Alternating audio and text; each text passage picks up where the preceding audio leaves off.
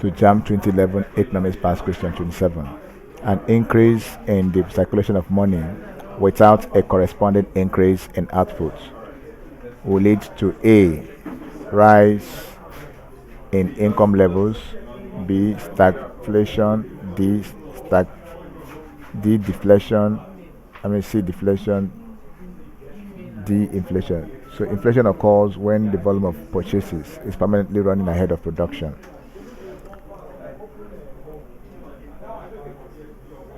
And too much money in circulation chasing few goods.